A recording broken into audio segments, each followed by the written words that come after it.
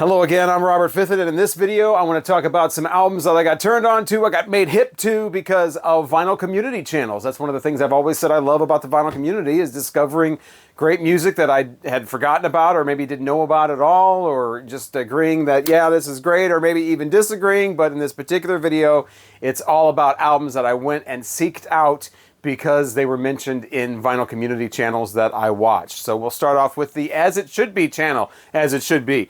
Great channel with, Paul and Crystal and Tommy, and they're doing their albums of the year right now. Always entertaining. They do their best and then their worst. I think the worst is actually my favorite part. Just trashing on albums, but you got to check out that channel if you haven't already. But yeah, I discovered Sharon Jones and the Dap Kings because of that channel, and had not heard of this at all. Or Sharon Jones at all. Apparently she was pretty big, just completely went past my radar. She went on tour with Lou Reed. She appeared in the movie with Denzel Washington called The Debaters. I think Forrest Whitaker's in that as well. She's worked with people like David Byrne, and she's also worked with Michael Bublé. You know, so everybody takes a path, gets off the path every once in a while. It's fine, she's forgiven. But yeah, Sharon Jones on the Daptone label. Daptone Records, the only thing I knew about them was the band The Frighteners, which is kind of like a reggae type act. And the thing about Daptone Records is they're always putting out albums and compilations of newer music, and they've been doing this for 20 years, that sound like classic stuff from like the 60s and 70s, and they do an absolutely excellent job of it. Usually that type of thing is not my thing. I don't really care about stuff like that, usually, because my whole opinion is, just listen to the old stuff from the 60s and 70s, and these are, if somebody wants to do that in a live act or something, then sure, go see it, but why have albums of people trying to sound like a completely different era? Just listen to music from that era. But this is an exception because she just does this absolutely fantastically, and a lot of the stuff I've been finding out on the Daptone label is very similar in quality level. So yeah, definitely check that out. But this is actually an album. It's my first Sharon Jones and the Dap Kings album, and it is called Soul Time. And of course, I got this because it was available at the record store. I didn't have to special order or anything. This is the only title they had. And then I find out when I get home, this is actually a compilation of unreleased tracks and B-sides and stuff like that. So it's like, great. But if this is as good as her unreleased stuff and throwaway tracks are, I can't even imagine how good the actual real albums are. So I definitely got to get my hands on some of these. But this came out in 2011, yeah, just filled with great funky soul stuff. It sounds like it's from 1974 or something like that, or maybe even a little bit earlier. But just non-stop great tunes on here, and the packaging even, they try to make it look like an older style record. The paste on black and white back here, and just the artwork and all of that. It looks like something that could have been out in the late 60s. Maybe this is more like 67, 68 type of thing, more than 74. But yeah, great stuff here. Starts off with a two-part song called Genuine, part 1 and part 2. So it basically fades out, comes back on. Kind of like those old singles back in the day where they'd have part 1 on one side, part 2 on the other. They do that with this album. Just a lot of great soulful type, really gut-wrenching kind of stuff on here. Never over the top, though. That's the great thing about this. It stays right in that perfect spot where it doesn't sound like it's trying too hard to be from another era. It doesn't sound like it's forced. It's just a really great... they do a really good job on here. And like I said, these are throwaway tracks, so... I definitely got to get some of the official albums, but strange song on here called What If We All Stopped Paying Taxes?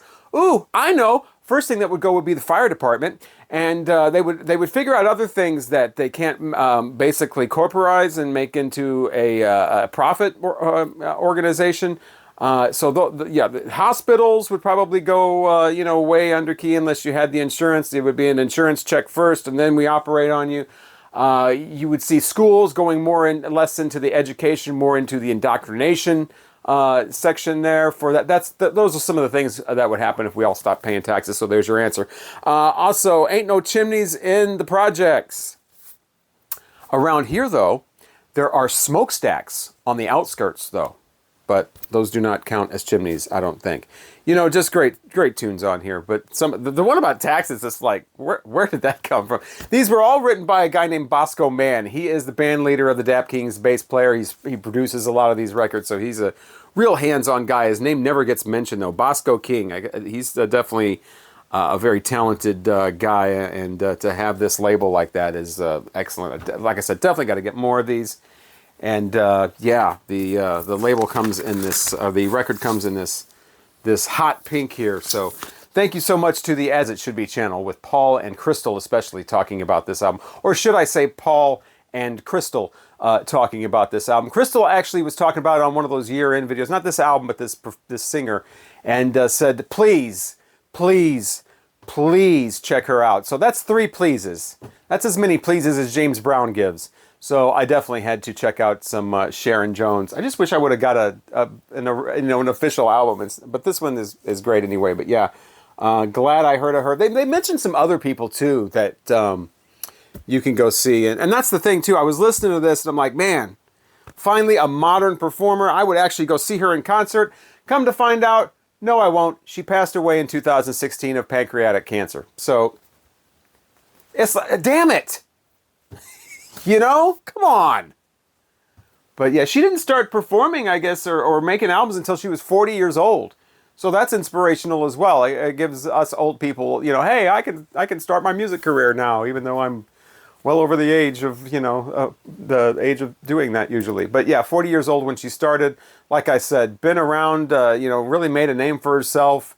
And then unfortunately, you know, cancer came along, I think right around the time this was released, 2012 or so, 2013. And then she passed away in 2016. So a sad ending, but she left behind some great music, and I cannot wait to check out some of her other albums. I didn't even stream this before I bought this record. I didn't know anything about it. I just saw the As It Should Be channel kept talking about her in like various videos, and I'm like, you know what? I'm just going to buy this unheard. And one of those times I took a chance and it actually paid off. So thanks again to the As It Should Be channel, Sharon Jones and the Dap Kings. Now here's one that I would have never even heard of if it hadn't been for a Vinyl Community channel, and specifically Mike on the Hubtunes channel was talking about this one. This is Mustafa Özkent, and the title of this album is right here, and that translates to Hand in Hand with Youth. Apparently. This is from Turkey, originally released in 1973, only in Turkey, and if you want to get one of those originals, it's going to cost you anywhere from $1,200 to $1,600. So thankfully, Jackpot Records re-released this at a nice, affordable price. And what this is, it's an instrumental album, so it's kind of strange that the monkey has a microphone here. Great cover, by the way. Look at that monkey. Just monkeying around with a tape recorder there. He's got the tape spilling all over, and he just looks very... I guess he doesn't look happy. He just looks very serious. He looks like he's into it. And I got into this. This is not, this has no, like I said, it's instrumental, has no vocals. It's kind of a quirky little listen. It's a fun album. It's groovy, I guess is the best way I can describe this. You know, you got the organ bopping along. You got a guitar solo every once in a while, like in the final track on side 1. All of these are, you know, not in English. So basically all the titles are one word. And they translate into things like young wine or some sort of location somewhere. One of them is olive oil. So it's titles like that. But this is quirking along. You know, you can get housework done while you're doing this, just bopping along. It sounds like the soundtrack to some, you know, comedy movie from the 70s. You know, not U.S. or European, but some kind of other, like a Turkish movie, perhaps. Just, again, organ, keyboard, you know, guitar, just bopping along. Very groovy stuff from 1973. It is somewhat sought after. Like I said, it's a very pricey album if you want to find an original. Don't do that. Just get the reissue. And the reissue does come in several variants. I actually got the Newberry Comics version, which is on this really nice yellow clear splatter there with a random just green blob in the middle. That does not look appealing. It is definitely a different appearance for a vinyl record. But yeah, I really dig this, and glad that Mike from the Hubtunes channel showed this. He's always showing, like, you know, albums from all over the world reissued. He usually does like 6 or 8, you know, per video. And I'm always checking those out. And sure enough, I will end up streaming like 3 or 4 of them. And, you know, I skip the jazz ones, obviously, that I'm not interested in all that. But yeah, I will, you know, stream like 3 or 4 of the albums he shows, and sure enough, I'll end up wanting like the 3 or 4 I streamed. And okay, well, I got to get that now. So glad he showed this, glad I got it. And actually, here's a clip of Mike talking about this album. Hey, man, I got some straight from Turkey, boy. That's what set them Arabs off. Arabs from Turkey? Yeah, man, yeah, some turkey. Hey, man, this stuff is so bad it'll put a hump in a camel's back. No shit. I wouldn't shit you, baby. You got to check it out. It'll boogie-woogie on your brain. Okay, that was not Mike from Hub Tunes. That was actually Curtis from Cheech and Chong's Up in Smoke. But you get the idea, yeah. So, yeah, definitely it's going to boogie in your brain. So, yeah, this is the one. And it's described on the album here as being rhythm and soul. It's also blues and jazz. It's also rock and pop. It's also folk. I don't think it's blues and jazz. I don't think it's folk. But yeah, it is just a fun listen. It's kind of a short listen as well. It's, you know, but it doesn't overstay its welcome. You know, it does start to get a little bit repetitious. And just about the time you're like, okay, I'm ready to move on, the album ends. So it's a short listen, but it's pretty much perfectly timed. So again, Mustafa Özkent, and the album translates into Hand in Hand with Youth. Glad that Mike from Hub Tunes showed this, and glad that I have this now. I've listened to this a few times. It's just the kind of thing to throw on kind of while you're bouncing around doing other stuff. It's a great driving thing too. If you just want to stream it and drive around, it makes great for that on the way home from work or something when you're getting ready to have some fun or something like that. It's a very fun, very bouncy, very groovy listen. So you should check that out. This next one I remember hearing about back in 2013 when it was first released, but I'd kind of forgotten about it. And I was recently reminded of it. It's the band Medusa, and First Step Forward is the name of the album, from the Numero group. Now this is that group that it's similar to Ridin' Easy. They find these obscure albums that have been long out of print, very underground, and then re-release them, or in this case, release them for the very first time. This is a Chicago band, recorded this apparently in the drummer's basement back in 1975. Put it on a tape, tried to get it out there, and no one was taking the bait, so it was actually never released. And the band just kind of, slipped into obscurity, never having released anything. And this is the album that could have been from 1975, but as it is, it's from 2013. It was Logan from the Murmur Than Hell channel that was talking about this in one of his videos, and I was just like, oh, Medusa, I forgot all about that. This was back before we all started doing Discogs, a lot of us, with the old Discogs want list. This was back in the days of the rateyourmusic.com site. So Logan's channel, I think, has changed names again. I think it's now called Broke with Records, which is a very relatable channel name. I'm sure we've all been there or are currently there. But yeah, he was talking about this, and I'm like, oh yeah, forgot all about that. I got to get that. Just, if nothing else, for that cover. I mean, the Numero group, you got to give it to them. I don't know if they had this cover in mind back in 1975 and just never used it or whatever. It never came into reality. But that is a cool cover, and the back cover is nice as well. Nice gatefold too, and nice color vinyl. It actually comes in different colors. You can get the blood red one, you can get the orange one, or you can get what they're calling Black Demon, which that is gray with little black splatters in it. But that's the Black Demon one. But yeah, really cool black vinyl. It also comes with a lyric card as well, so you can read lyrics like "Black Spider in your mind," things like that, and sing along. This first song, Strangulation, very catchy with the ah-ahs going on. And the ooh-oohs in the first track on side 2, Temptress, sound a little bit more like Fresh Air from Quicksilver Messenger Service. Got that ooh, thing going on. We could probably do without the Thoughts of Indifference, the ballad on side 2. But the rest of this is pretty crunchy guitar, rock. It's in that early 70s vein. It's actually kind of not really so much 1975 when it was recorded. It sounds more like 1971, but which is a good thing. But it definitely sounds like it was recorded in somebody's basement. It definitely has that demo sound quality to it, but still rocks nonetheless. The second track, if I remember right, is just an instrumental and just keeps repeating the same easy riff over and over again while the other guitarist is just squealing away. It's that kind of thing. Very crunchy guitar sounds, very hard palm stops and things like that. But yeah, Medusa and First Time Beyond from the Numero Group. And this is number 48.5, or 48 and a half, as it says on the back. I don't know when they started numbering their stuff like that, but I don't know what the 0.5 is about. But yeah, number 48.5 from the Numero Group. I really would like to get more from them. I think they're out of Chicago, which would be... How awesome would that be, where you could just walk into record stores and they would have all these different things from Numero Group. Whenever I want to get something from them here, usually involves some sort of special order or whatever, but this is actually still available. You can still get this from multiple websites for about 26, 28, 30 bucks, somewhere around there. So there are still copies of this available. The Blood Red one is available as well. So yeah, if you dig that kind of thing where they're just unearthing treasures from the past that never were, you check out Medusa, crank that up. But again, sound quality is definitely very much drummer's basement recording sound quality. So next up is the Rolling Stones' Exile on Main Street. Now, obviously, I did not discover this album via the vinyl community.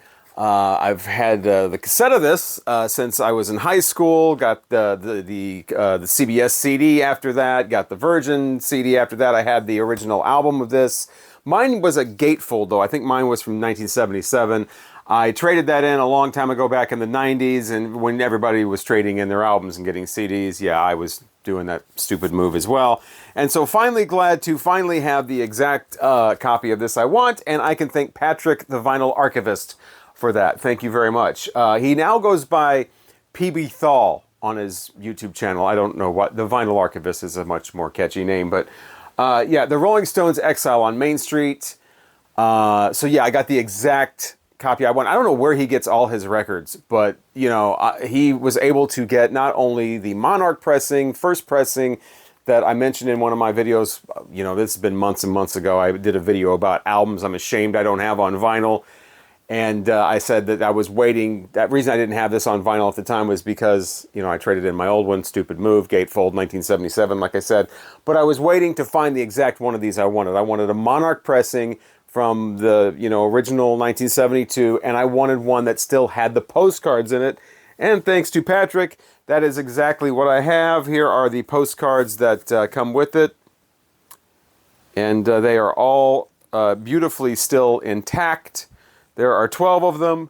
At least there are supposed to be 12 of them. Hey, one is missing. But anyway, the top one is missing.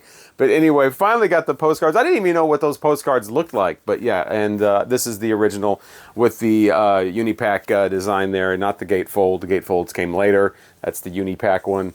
And of course, this album, I mean, I mentioned in my last video that I'm closing in on 15,000 subscribers, hopefully, and when that happens, I'm going to make a video and you give me suggestions about albums that I should review or that you want me to review. And thankfully, people did that. I got all kinds of reviews, so I'm definitely closing the door on that one. I got all kinds of suggestions, so thank you very much, and those videos will be coming along soon as I hopefully get 15,000 subscribers. If I don't, then I won't make that video.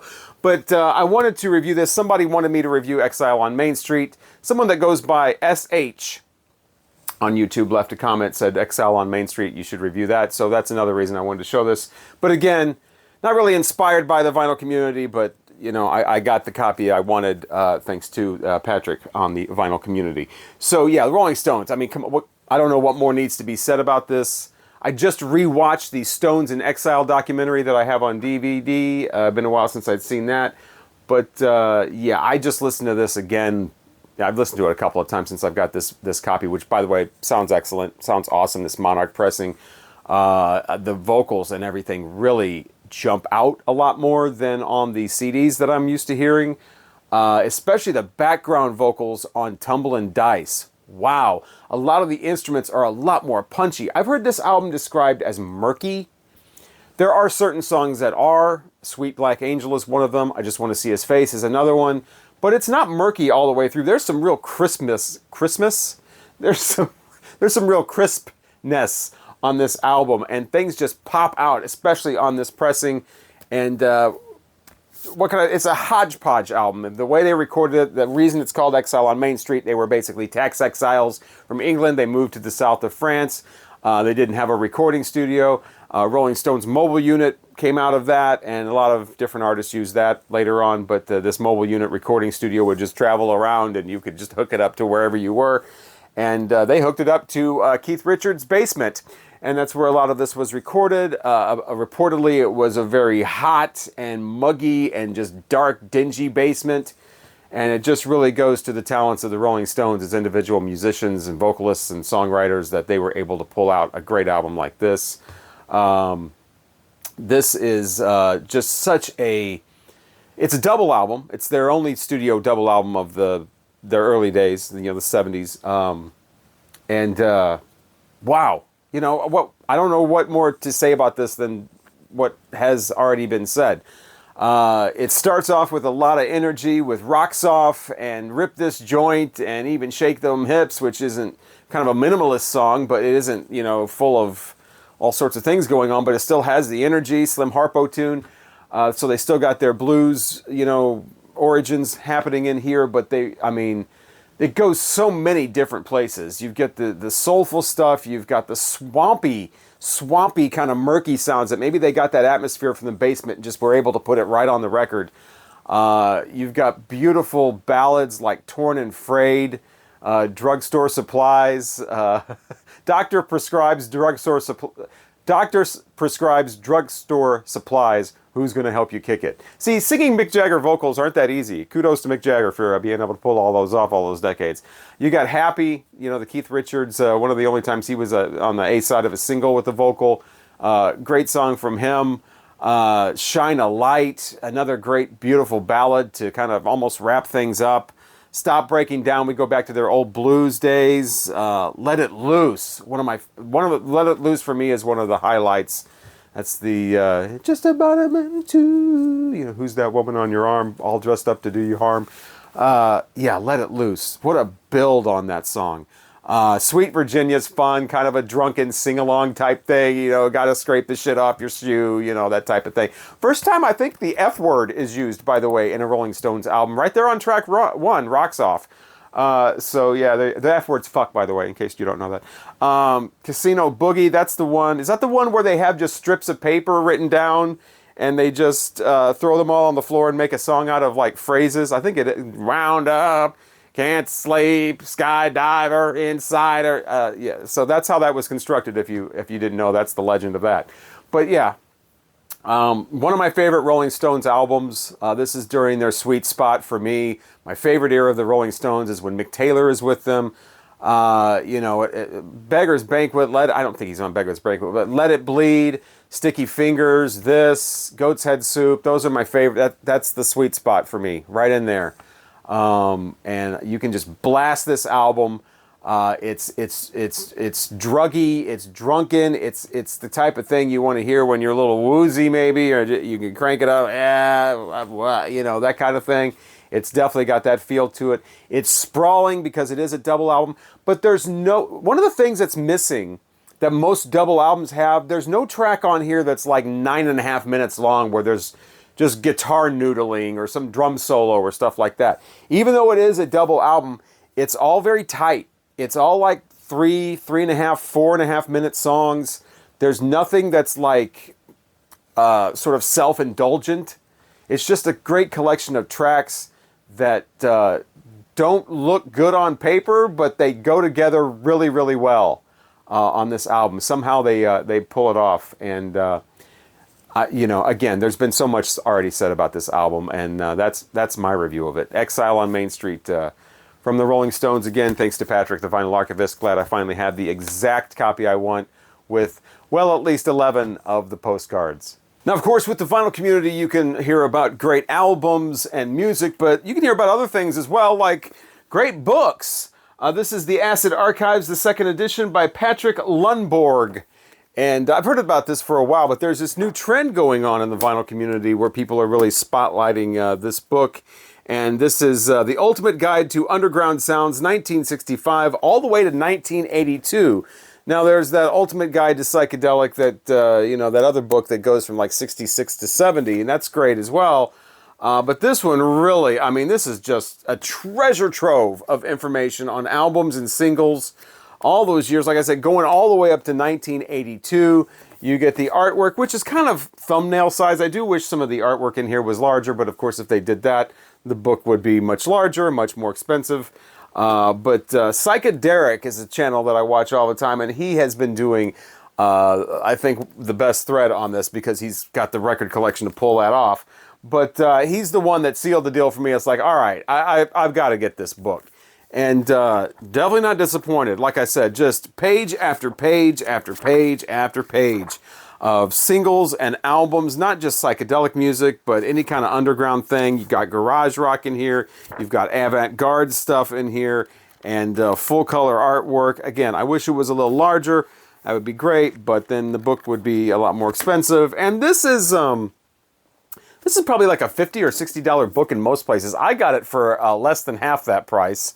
Thankfully, I've seen people trying to sell this thing on eBay for $85. It's like, why would you buy this for $85 when you can literally go to Amazon and get it for like $40? And like I said, I even found it for less than that. But yeah, this is great, and I'm so glad I got this. And yeah, check out Psychedelic's channel if you want to see, you know, like one album per video spotlight on some of the great records that are in here. And you know, the bad thing about this is now I'm just going to have to add like 300 more albums to my Discogs Want list. But this is a great read. It's written very, very well. I'm finding out some of the albums that I'm already familiar with, already have. I pretty much agree with a lot of this author's opinions.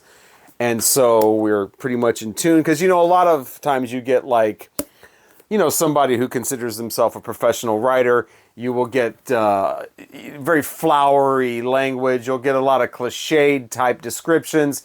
At the end of the article, really didn't tell you anything, and everybody's going on about the same album, the Pet Sounds, and all that. This is not written that way. This I actually agree with a lot of what's in here so far. So I am definitely going to be delving into this more and more. And yeah, so thank you, Psychedelic, for finally convincing me that I need to get this book. Psychedelic, the Oprah Winfrey of the vinyl community, for now recommending great reading material as well as all of those albums. So not only are music fans on YouTube great for discovering old music that's been re-released or older music that was just now getting released, but also actually new music, like this band from Brighton, England called Plantoid. This album is called Terapath, and I learned about this by watching the Matt O'Leary music channel, and he was talking about this. He talks about a lot of newer stuff, so I love hearing about new music from people who actually appreciate it, instead of getting it from like, you know, radio or something where it's all, you know, filtered through 6 different levels of promotion or whatever. You just have somebody just talking about new music they love. So I do watch several channels like that. He was talking about this one, and so I decided to stream this and was pretty surprised about how much I liked this. It does have a very modern sound, but it also has so many different things going on in this album, and it's my favorite kind of album. I've said this before in videos. It's the kind of album where a lot of the tracks do not sound similar, but there is a common sort of soundscape thread that runs through it. But it does not get boring. It is very much eclectic in sound. The first song, just the first song itself, takes a path where it starts off very, very dreamy. You've got this female vocalist named Chloe Coyne, or I don't know how to pronounce her last name, but it's this very kind of dreamy, ethereal vocal. You've heard this in a lot of newer music, modern music, where the female vocal is this kind of dreamy, way up here. Her vocal takes that to a whole other level, where she actually sounds somewhat emotionless and just very almost synthetic in her vocal.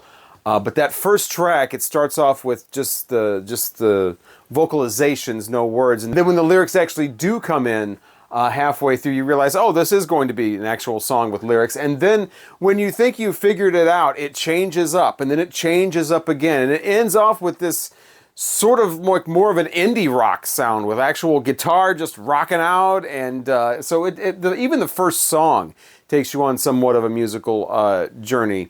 It's called Is That You? It does have lyrics, though, that try to rhyme the word planet with the sentence, I didn't plan it.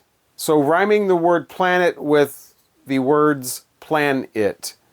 Don't do that. You can't make fun of Felt Good and Knew It Would if you're going to rhyme planet with plan it. Anyway, you've got the second track, Pressure, where the vocals really start to soar. It breaks out of this sort of dreaminess and plunges right forward into these soaring vocals. It's got a guitar riff that reminds me of like maybe something early from the Tubes. You know, that little guitar break at the end of White Punks on Dope. It kind of sounds like that. So you do have a lot of different things going on in here. Side one especially is my favorite side. I've streamed this a couple of times, actually like 3 or 4 times before I decided to actually get the vinyl. And what I would do is I would always start it and then head off somewhere to like work or something or to the store. So I was always listening to like the first 2 or 3 or 4 songs. Side one's my favorite. Side two, things start to get a little too jazzy, I guess, for my taste.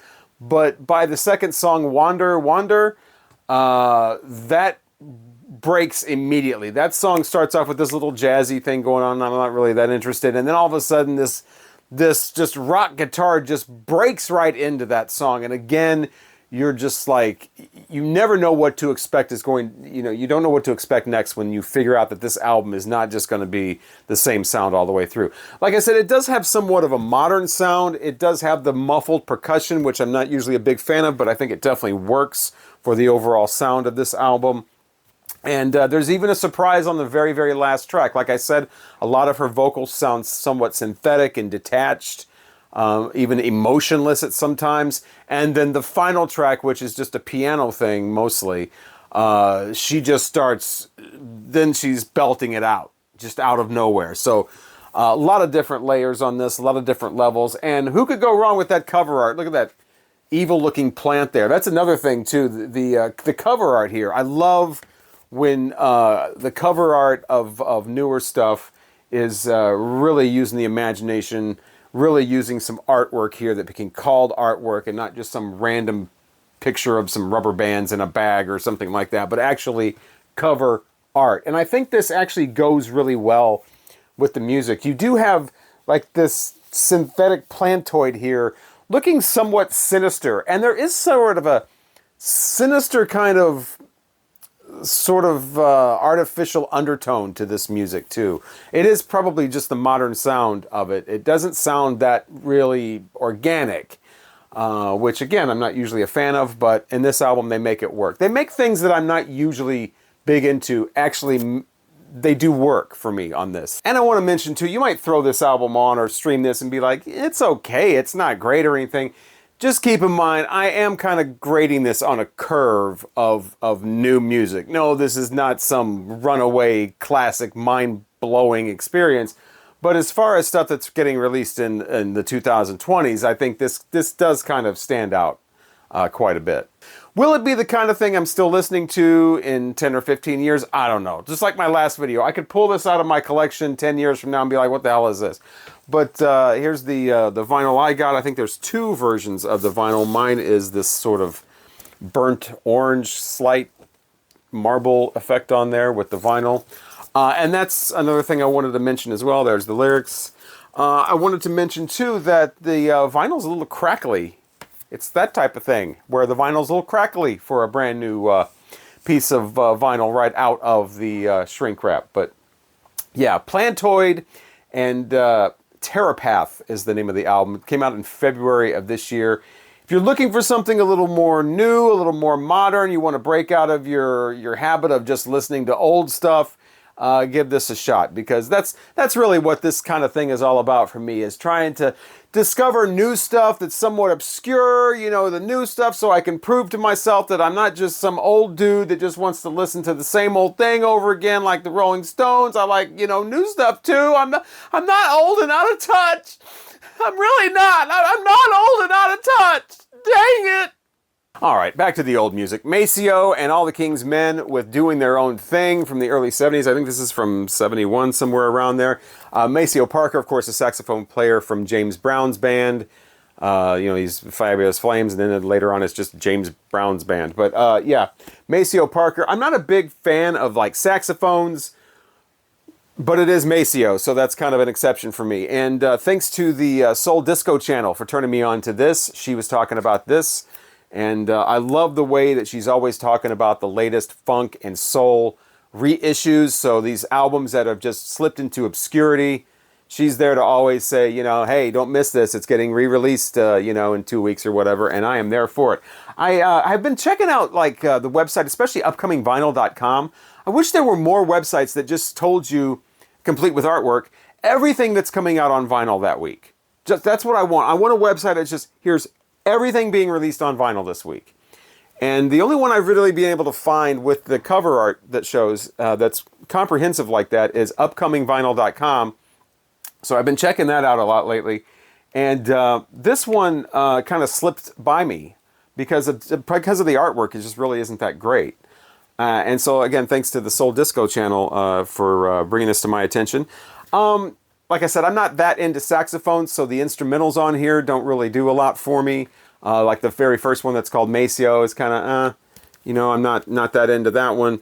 But the second track, Got to Getcha, is where the fun really starts. You know, the whole song structure, the whole way that the vocals, the story is going about how he's got to get all these different voodoo type items because he's trying to get this woman, got to get a, you know, a whale bone or something like that. I got to get you.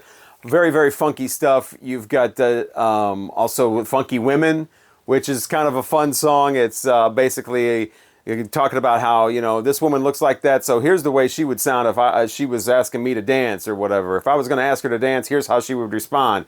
And then somebody plays a horn, and that's the way the woman would sound. She would sound like this particular horn, and they could do like 4 or 5 different funky women like that.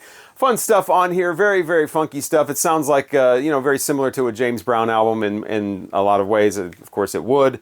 There's also a little bit of different stuff on here. Don't Waste the World Away with Richard Griffiths on the vocals is definitely not James Brown material. That's all this kind of like, the world is, you know, it's kind of like a eco-friendly type message there, and it kind of sounds like a Lou Rawls, more of like a Lou Rawls type delivery, so that's kind of a standout track as well. It doesn't sound like the rest of the album, but it is a lot of saxophone, it is a lot of instrumentals, super funked out, not really hard funk, but more of like a kind of a, just kind of get in the groove kind of feel there. So it is a kind of patchy album. It's not something, you know, that's a brilliant 100% all the way through, at least for me, because like I said, I'm not that big of a fan of the saxophone anyway, but I am glad to finally check this out. Was not aware of this at all. Maceo and All the King's Men doing their own thing, and the story goes that this came out, a very independent label called House of the Fox. James Brown gets wind of it, calls radio stations, calls distributors, says, don't play that album. So much for doing their own thing. Back to James Brown.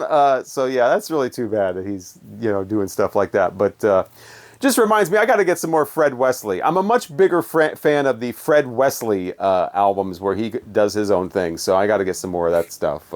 If you got soul, you know you got soul, or you wouldn't be here. Yeah.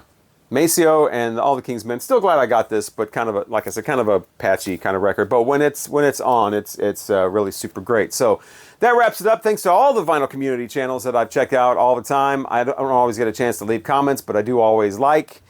And of course, I'm already subscribed, so you know, already took care of that. But thanks to everybody that's making those great vinyl community channels with all those great suggestions. I could make this video, you know, 2 hours long and show a bunch of more albums and music that I've gotten turned on to by vinyl community channels. And that's really what it's all about for me, is just discovering all this great music that I probably would not have known about, or I'd forgotten about, or whatever. And so keep those videos coming. I hope I accomplish the same thing for other people. That's my goal, and to be somewhat entertaining in the process of doing it. Once again, my name is Robert Fithen, and thanks so much for watching. Hopefully I'll talk to you again soon.